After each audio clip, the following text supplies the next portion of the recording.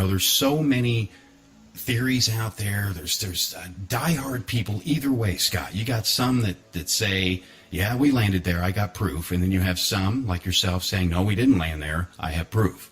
So tonight we're going to try and throw all this out on the table and get the feedback from the audience. You know, put it in chat. Let us know your opinions. They're all respected here, folks, all opinions.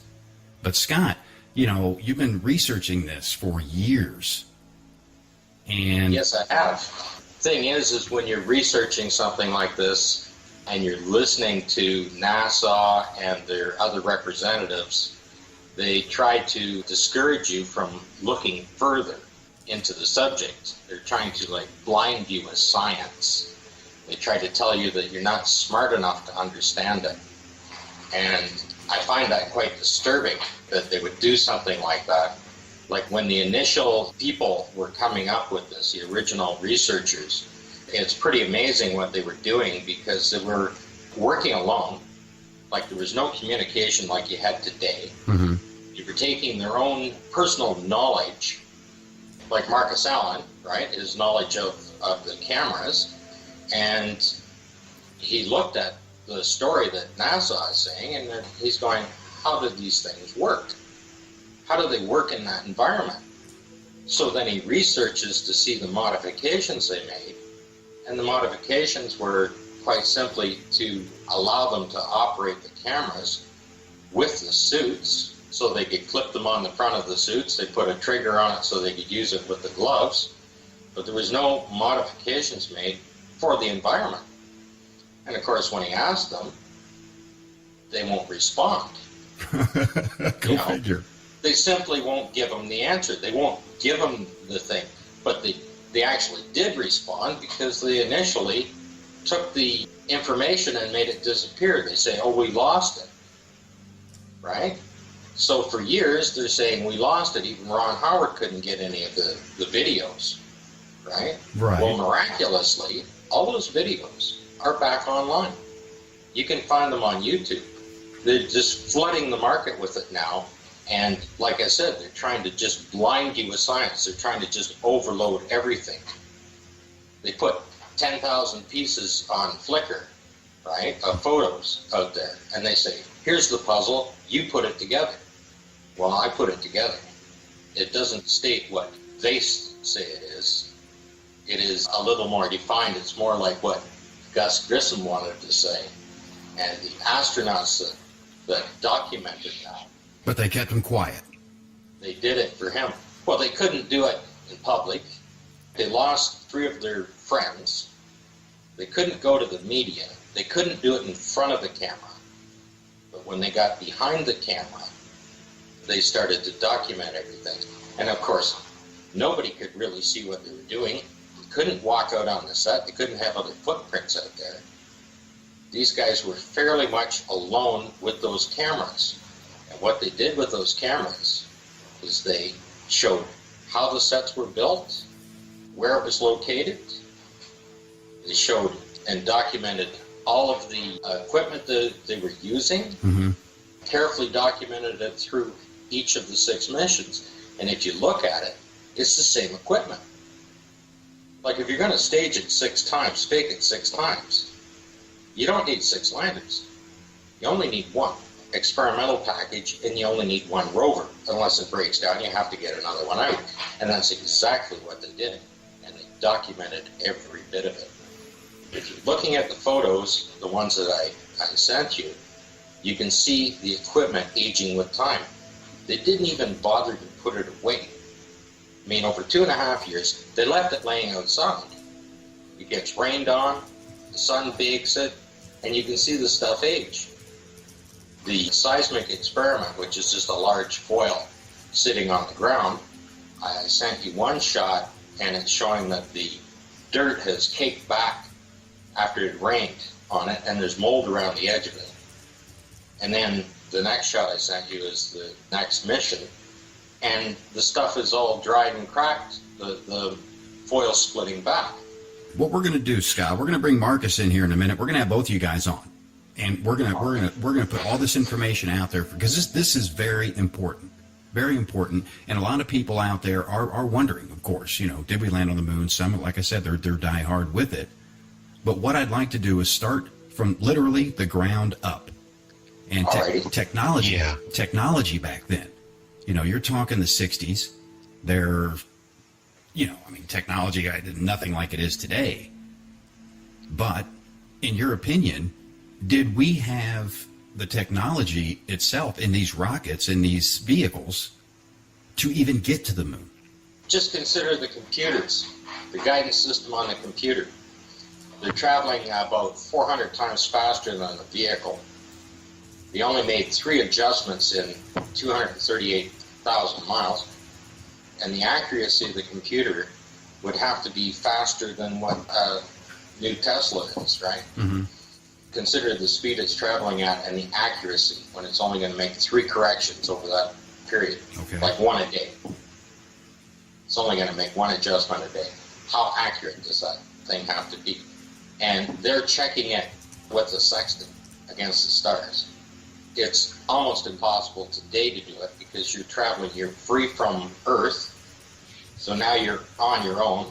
If you match it to the Earth, you have to calculate the speed it's moving at. If you point it at the moon, you have to estimate where it's going to be and where you are, and then you have to take in the gravitational pull as it declines from the Earth, and as it increases to the moon, and then the side pull from the sun. All of those calculations have to be put in there. And they have to be perfect. They have to be, perfect. Like they say, it has to be a perfect blend, a perfect mixture. And they only had enough fuel to make 3 adjustments on the way. If they messed up on one, they're going to shoot right on by it. And this is where it gets really interesting. Of course, joining us as well, Marcus Allen. Welcome back to the show, Marcus. Great to have you. Thanks very much, Todd. Good to be here. Sorry to be a bit late. Oh, my Better late than never. Don't worry. You guys are across the pond. We understand. It's 2:30 in the morning over here, so it's nice and quiet and we can concentrate. It's a little late. Of course, we got Scott Henderson joining us here. Phil, of course, is on here, and we're discussing this lunar landing. And Scott, what I wanted to do is just have both you guys on so we can get all the information out to the audience so they can form their opinion. Because like I was telling Scott, there's a lot of people out there that are real headstrong that we went to the moon, and some are real headstrong that we didn't or couldn't.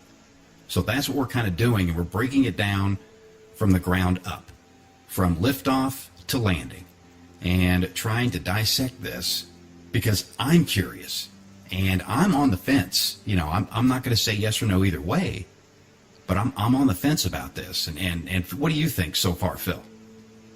Well, one of the first questions I have, and this is going to the very beginning, if they left this stuff sitting out where the elements, the weather got to it and everything, did NASA really think people were so stupid that they wouldn't notice these things eventually?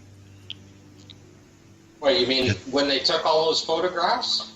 If they left this stuff sitting out and it aged, it got mold on it, it rusted, things like that, they didn't think sooner or later people are going to see these pictures and say, wait a minute, this doesn't make sense. Did they just underestimate the intelligence of the American people, or? People weren't supposed to see these 50 years later, 48 years later, right? Whoops. I mean, they took thousands of photographs. What, they used maybe 3 dozen photos for each mission for media purposes? I mean, even the people that were looking at them would have just quickly shot through and say, oh, we need one of the lander, one of the flag, saluting the flag, this and that, a couple of the rover. The rest of them were just there. They would have just been archived. Right? And if they did see them like that, they would have set them aside. We're not going to use that. And this is where it gets interesting, because we weren't supposed to see these photos, but yet the government technically has to release them to the public. And now that they're released, NASA and, of course, the government makes us look like idiots that we don't understand the whole concept of it. If I can just come in here on these photographs, this is an area I've studied quite extensively. When I first started looking at the Apollo photographs, the only ones I could find were published in books and encyclopedias and biographies, stories by astronauts. When I tried to buy some photographs, I had to go to an astronomy show and get a set of postcards, 6 postcards. which are the classic images from Apollo 11, coming down the ladder, standing on the moon. Mm-hmm. It wasn't until the early 2000s, or maybe the late 1990s, that because of the introduction of the internet and the web, NASA were being forced to put their photographic archive online. Prior to that, very few people even knew how many existed. We were told taken. But until about 20 years ago at the most, these photographs were just not available. They weren't being hidden or anything, they were just very hard to find. You had to write to NASA. You remember writing letters? Oh, yeah. You had to write to NASA and say, please could you send me some photographs? I'd like them from Apollo 11. And NASA, if they were feeling particularly good, they'd reply in about several months later and send you a couple of pictures, say, these are the ones that we have available. They just weren't available. So Scott is quite right to say that these photographs are just have not been seen. It's only since the internet, and there are various websites, in fact there are almost too many now, there are 4 that I know of, where you've got the whole Apollo record, and there are 32,000 images taken after the craft had been launched and before it came back again. There were many hundreds of thousands of all the operations that were going on. So it's only very recently that we've been able to examine them. The camera doesn't lie. The camera tells a story. And the story that we see in these photographs is what NASA wanted us to see. Man on the moon. So when you see a photograph with a black sky, you know it couldn't have been taken on Earth. It had to be taken on the moon. And so you immediately make the assumption, well, this is on the moon. Couldn't have been taken anywhere else because it's got a black sky. Mm-hmm. Photoshop wasn't developed and sold to the public until the early 1990s. But film studios were perfectly capable of manipulating images. And we saw that on film. I mean, there are many photographic anomalies in films, but we accept them because we know what we're looking at. This is being held up as real life. I claim it's not. I claim it's a fabrication. Because once you start looking at the photographs and examining them in detail, and Scott has mentioned a few of the details that he's identified, many other people have identified many other anomalies in the photograph. You have to be able to read a photograph in the same way that we read a book. Look, there are 26 letters in the alphabet, and they're all made of little squiggles. When we read a book of 50,000 words, there are probably many, many duplicated words, but we know the context in which the word is used. Therefore, we can make sense of what we're reading. And our brains are so clever that we can identify what these little squiggles are, because they're letters of the alphabet and they make words, and we understand the words, so we know the context, we know the meaning. If you look at a photograph, you normally just look at it as a two-dimensional image, and you see the images in it. If you examine it technically, and you look at the perspective in the photograph, you look at the optics that would have been used to create that image, you look at the light levels, the direction of the light, and you look at the focus. Quite often in photographs, you'll see photographs that have part of it is out of focus. So that will tell you what type of lens is being used. If you can read a photograph, you can then start to deconstruct it. And once you start to read the photograph, and I've been technically trained as a photographer, I know what cameras can and cannot do. I know what film can record. And I found so many anomalies and unexplained details in these photographs that it makes me wonder if we have been seriously misled to the fact that what most people will support, that they believe that man has landed on the moon.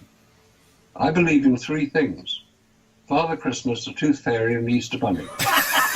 That's all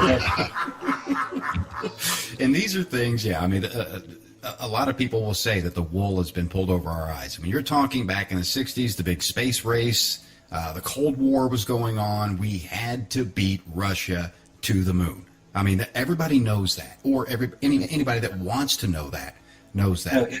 The slight correction there, we had to be seen to beat Russia to the moon. Okay, well said, good point. And that is what the country is wrapped around. Now, this is something that, a lot of people take this as a disrespect to the United States, and it's not. This is an opinion, people. This is a theory This is proof that, just like Scott and Marcus have said, has not been available to us until recently. So what's important is that we do talk about it. Don't be afraid to talk about it. Don't think, oh my goodness, I'm not a good U.S. citizen even thinking this. Don't think that. That's what they want you to think. Don't think that. Now, both Scott and Marcus, they are out of the country. Okay, so they have an unbiased opinion here, which is good. Was there ever a time when the Soviet Union questioned the validity of the moon landings? Because they were our biggest competition. You know. Well, let's put it this way. Soviet physicists, Soviet scientists, Soviet filmmakers have questioned the Apollo moon landings, but only recently. Until until the Iron Curtain came down and the Soviet Union was dissolved in 1991, there was no real access to Russian citizens to the information that we have available to us in what was known as the West. Since the advent of the internet, anybody interested can now access the same information you, I, Scott, and anybody else can access. And they have examined it, and they have reported on many of the discrepancies, specifically to do with the Saturn V rocket. They can't work out how on earth that thing got off the ground, let alone did what it was claimed to have done. And there are many anomalies about the Saturn V rocket, not least of which are the engines that we're told were used on it. Russian filmmakers have also recreated that famous Mythbusters program where the Mythbusters, Adam and Jamie, got together to prove we'd been to the moon because they could show it on a tabletop model. And the Russian filmmakers decided that they would try to replicate that particular episode. Okay. And found that the only way that they could replicate what Adam and Jamie had achieved in showing that the light was certainly going to be reflecting onto the astronaut, in this case Buzz Aldrin, as he came down the ladder of the lunar lander, the Eagle, was by wearing white coats instead of black, which you would expect in a film studio. The only way they could achieve the reflection on Buzz Aldrin was by wearing white coats.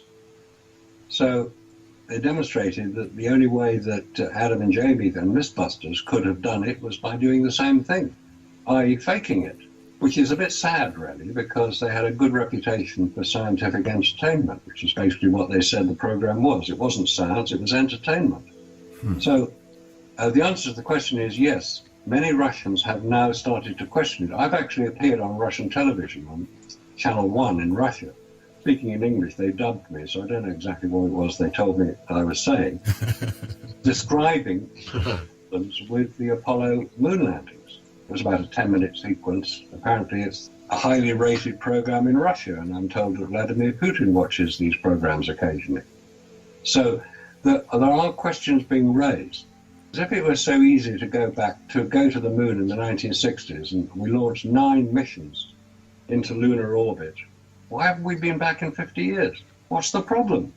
Todd and I were just talking about that before the show, that if they could do this in 69, later on with the space shuttles and everything they created, how come we never went back to the moon again? There is a very good answer to that, which maybe we'll come on to in just a minute. But that question, why haven't we been back, is being asked with increasing regularity. Just to put it into context, in 1492, Christopher Columbus arrived in America. 30 years later, Spain, which is where he came from, Spain had taken control of Central America and were spreading their propaganda all over South America. In 1770, Captain James Cook from the UK arrived in Australia and claimed it for Britain, as opposed to the Dutch who had been there a bit earlier. But James Cook arrived in 1770. Within 30 years, Britain has started to ship its prison population out there. In 1969, man lands on the moon. 49 years later, nobody's been anywhere near the place. Mm-hmm. That's not the way human society works. We always want to find out what's around the next corner, what's down the end of the river, what's over the mountain. We're explorers. We started the exploration of space. Human space exploration, it's called. Since then, the only exploration of space has been 200 miles up on the International Space Station, which we go to on a regular basis. And how do we get there? We get there on Russian rockets. What an irony is that? That is just wicked. And you'd think by now the United States, the way we work is by now we'd be digging to the center of the moon to see what's in it.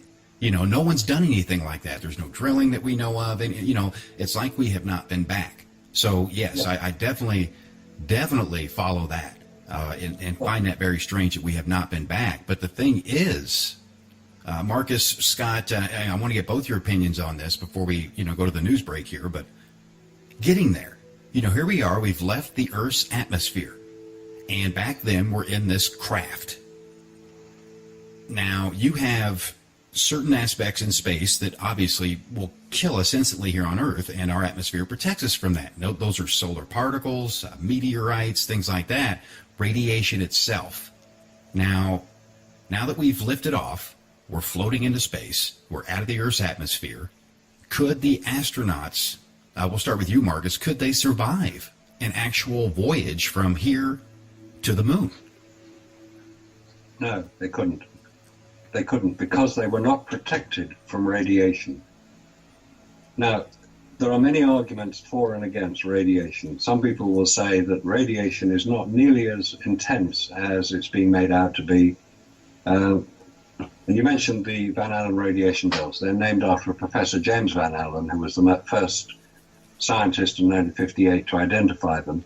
And he confirmed their existence by sending a Geiger counter on one of the first rockets that were launched, Explorer 1, 1958. Unfortunately, the Geiger counter stopped working. It started showing a record, it stopped working. And they couldn't work out why it had stopped working until they got the thing back down again and discovered that the radiation was so intense and so severe that it had basically destroyed the Geiger counter. So what they had to do to actually measure the radiation levels, they sent another Geiger counter up on Explorer 4, but this one, guess what, was protected by lead shielding to prevent the overload. Well, if they knew that the radiation was so severe that a Geiger counter had to be protected, man, who is far more susceptible to radiation damage, it affects the DNA and the cells, and that's why it will eventually kill you. Mm-hmm. That man is much more susceptible to these levels of radiation, but it seems to have been completely taken out of the discussion, and NASA will not address it. I made the possible mistake of saying that if these spacesuits, which are obviously protecting the astronauts because they've been to the moon and they were all still healthy, well, they were at the time, could the same spacesuits be used to go into Chernobyl, 3 Mile Island, and now Fukushima and clear up the mess? Because radiation is radiation. Right. And the manufacturers of the spacesuit, the International Latex Corporation, said, we don't advise that.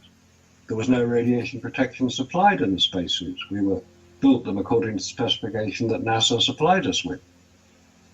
So if the spacesuits couldn't protect the astronauts from radiation, either they did not go where we were told they went, because if they had, they would all have been dead. Right. And having a dead astronaut live on television is not exactly what NASA wanted to promote human space travel. That's a huge risk.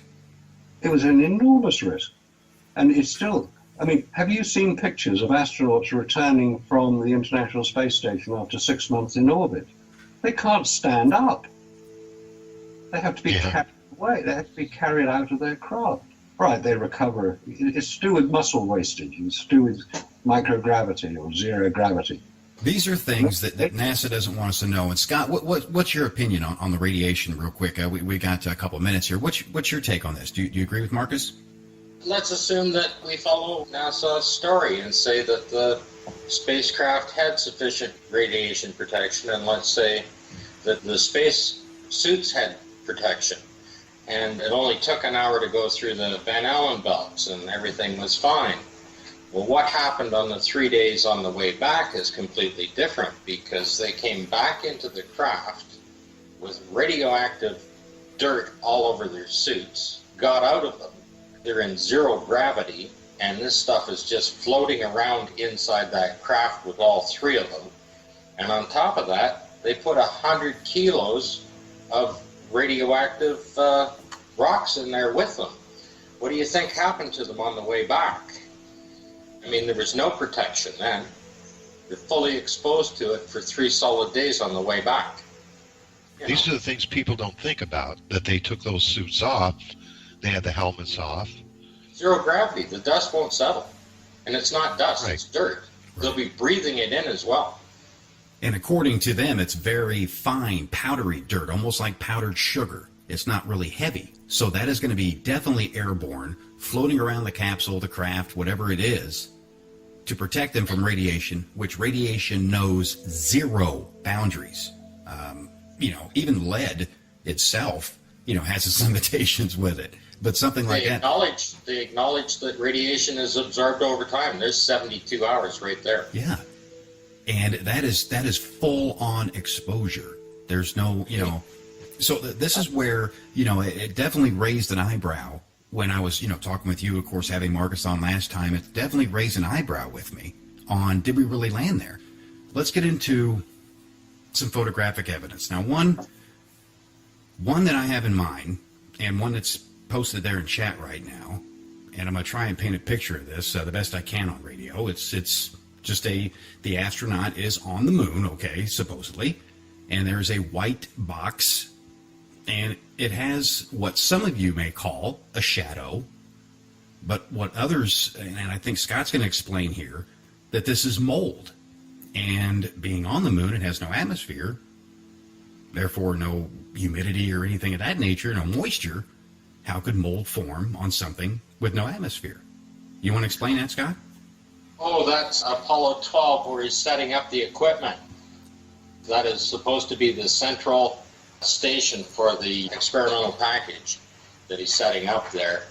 Now, if you follow NASA's story, they prepared all this stuff in a clean room, put it in a spacecraft and sent it there, and this is what it looks like when it comes out. You can clearly see the mold underneath it. This stuff was just between Apollo 11 and Apollo 12. They didn't even put the stuff away. They just left it outside on the set. It's as simple as that. And it's documented everywhere. It's not like 1 or 2 photos. There's literally thousands of them like this. And the astronauts themselves clearly documented it. That's what they were doing with the cameras. As a matter of fact, it's the only thing they were doing with the cameras. Like the experimental package, once you set it up, it's a very important piece of scientific equipment as far as NASA says. Wouldn't they be running tests on it, making sure that it's going to be working perfectly before they left the moon? Okay, so this is an obvious blooper that NASA did not intend for our eyes to see. Well, even if they saw it, they just would have shuffled it aside. And then 25 years later, they're under pressure to put the photos out. There's nobody left working at NASA from 1969. And the people that work at NASA believe that they went. So anything that says Apollo, let's just put it up. This particular picture where it's a close-up and you can see that mold, that picture was never supposed to get out. I just cut and blew it up. But, you can go right to the Apollo Journal site right at NASA and pull the same picture up and see that it hasn't been messed with. All of these came from that site. They're all off of NASA's official site, the Apollo Archive site. Okay, I'm just playing devil's advocate here a little bit. I can't believe that NASA would be that sloppy with things, that they would let these kind of things go by. It's everywhere. And they never thought anybody would see this?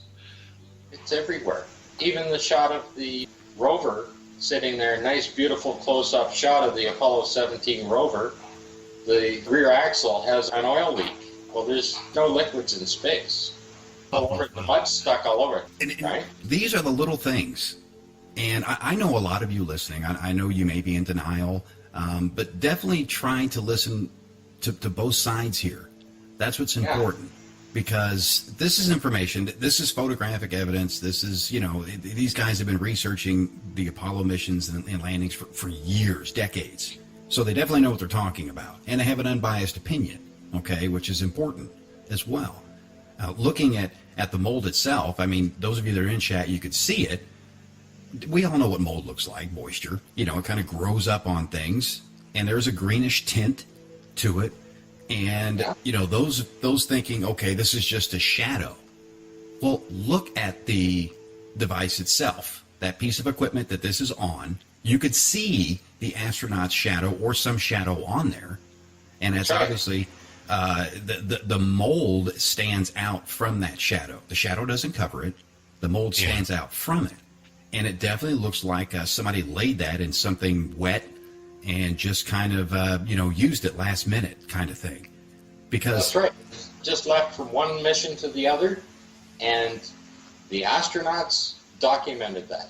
They're the ones that took the pictures, and they're the ones that want you to see it. And with the Apollo missions, you know, Marcus, the astronauts themselves, NASA, everything was perfect. Everything had to be perfect. The atmosphere, the you know, all the calculations, the gimbals, and all this stuff had to be absolutely perfect for this mission to be a success. How can they get away with this, though, Marcus? That's what's blowing my mind. They would get away with it because people like Scott, who's done some remarkable research into the detail of the photographs, people like Scott weren't expected 50 years after it all happened to spend the hundreds of hours that he has spent looking at these photographs. There was just no concept that somebody would do that. Apollo happened, 60s, early 1970s. As Scott said very accurately, there's nobody working at NASA now who was working at NASA during Apollo, because they'd be far too old. They've retired. They may have worked there for 30, 40 years, but there were very, very, very few people. NASA have moved on to other things. Now, NASA are basically an agency, a part of the Department of Defense. There were many shuttle missions that we never heard a thing about because they were launching military satellites. So the idea that you can't keep a secret is complete rubbish. Of course you can keep a secret. Mm-hmm.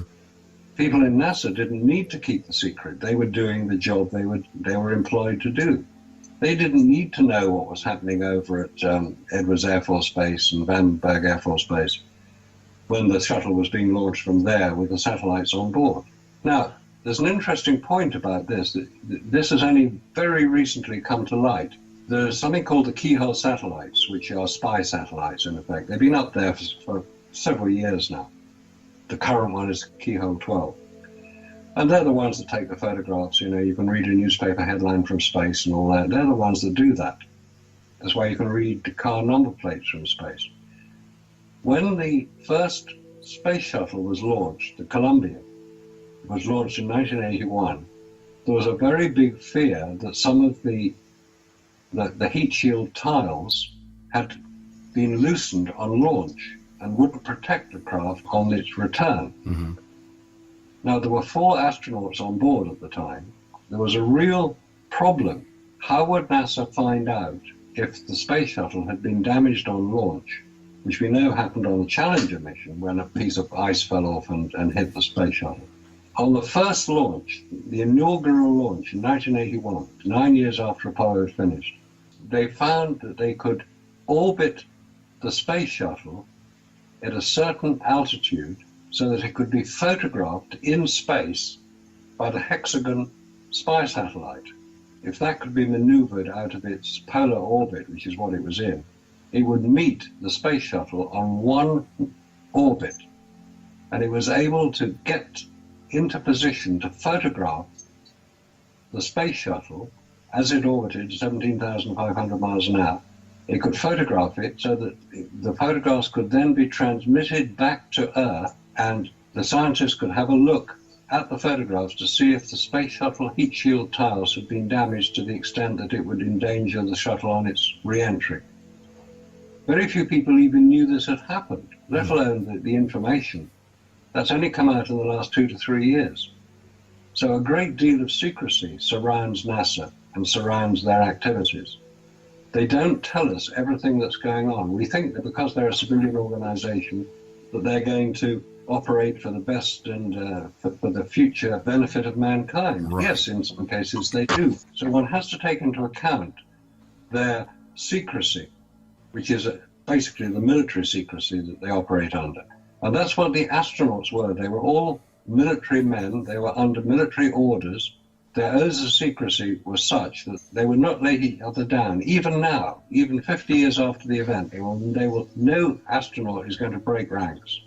It's going to take the diligent research of people like Scott, and there are many others around the world who are doing similar research, to find out the truth about Apollo. Because until we find the truth of Apollo and find out how limited it actually was, human space travel will be limited by the refusal of NASA to confront its past. And that's all we ask them to do, to confront their past, admit their position, so that we can now all move forward, because there are many exciting things happening in space. The Apollo legacy is holding us all back. It's a tragedy.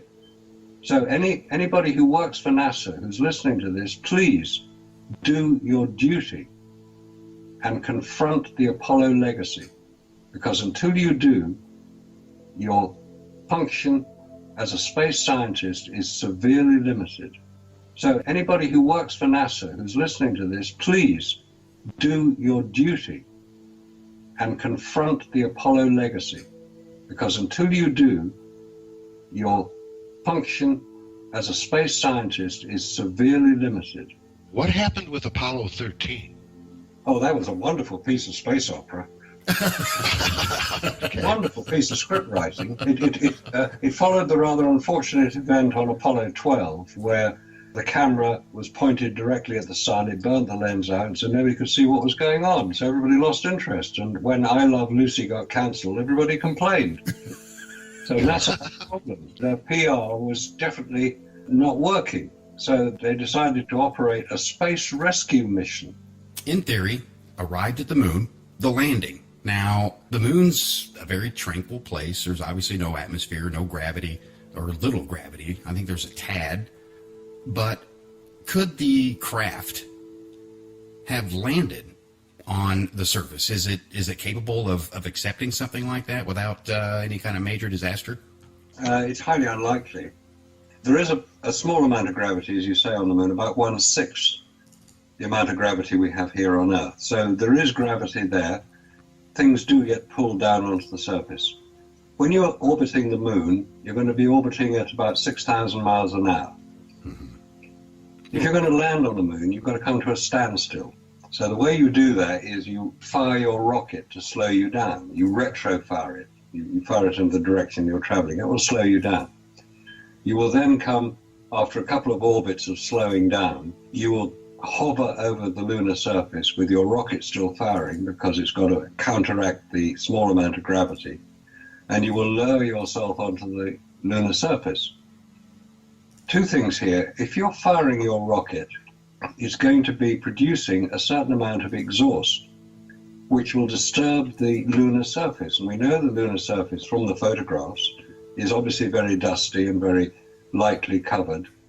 It's not thick dust, it's quite secure, because they've already landed craft on the moon to discover that there wasn't 6 feet of dust into which you would sink. Mm-hmm. So they landed on the lunar surface.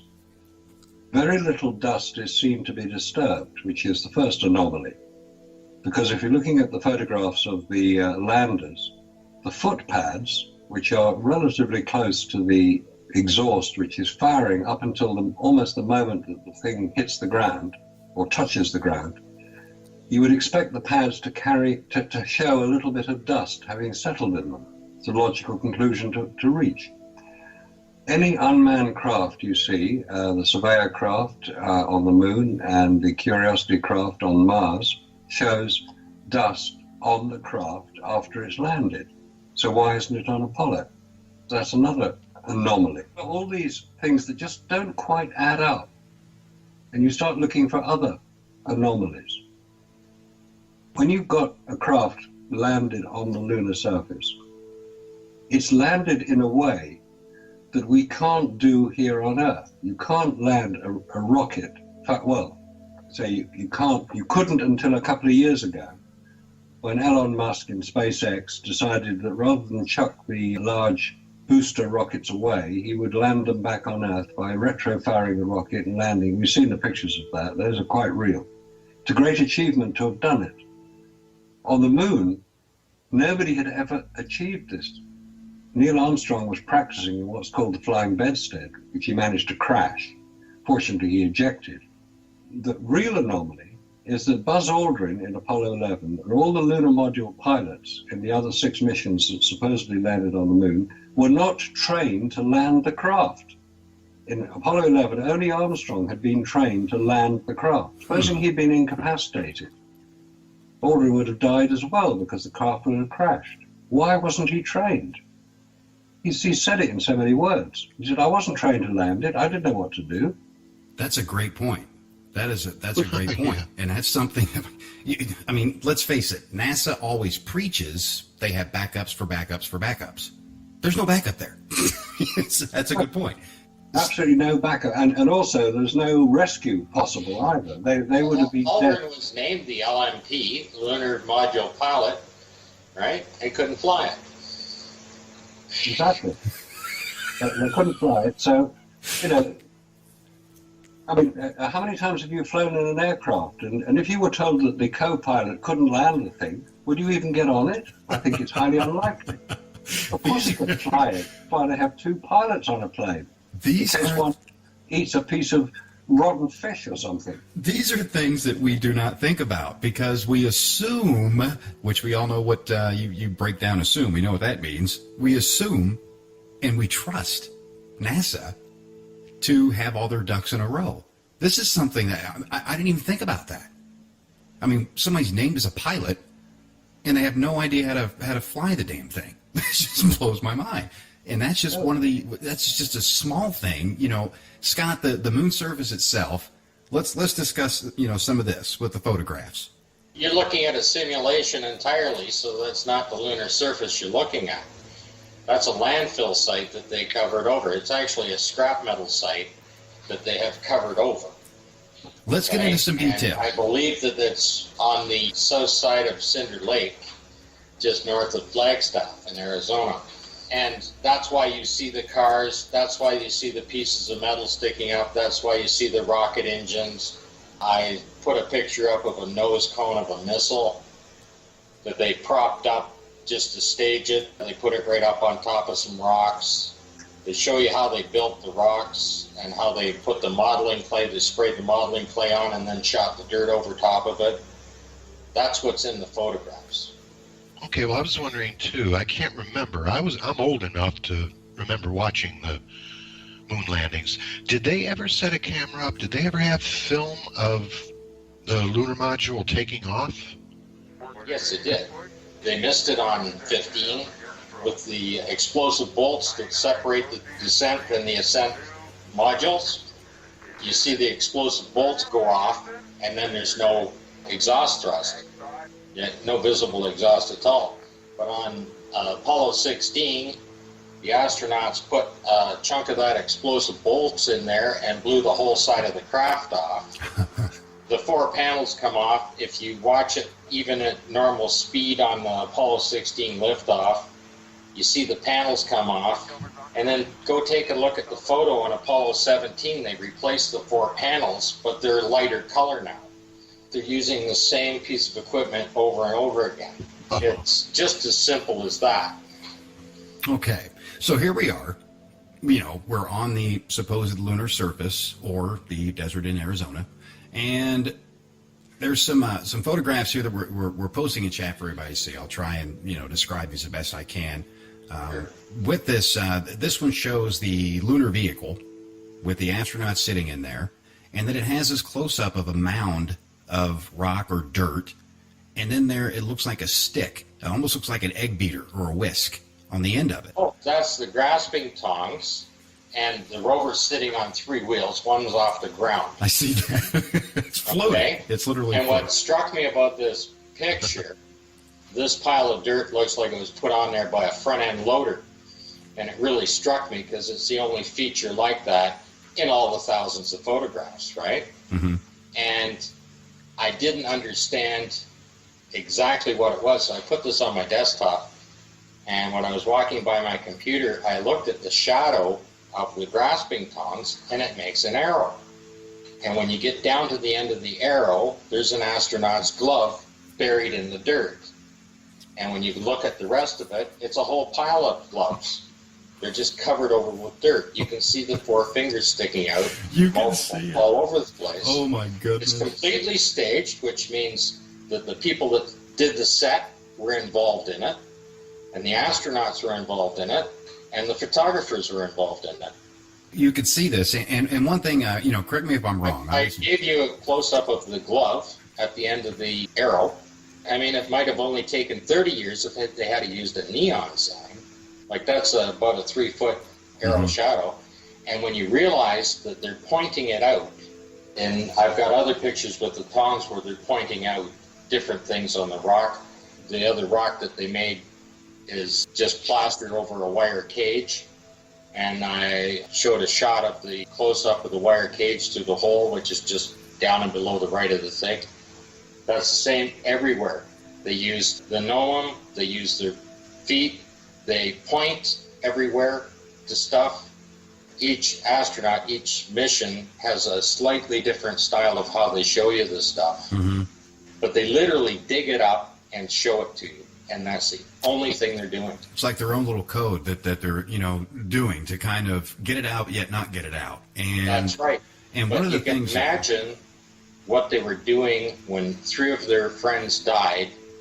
They wanted to document this, and it's the only thing they're doing with those cameras, and it's consistent for all 6 missions over 2.5 years. They didn't fade on their mission one bit.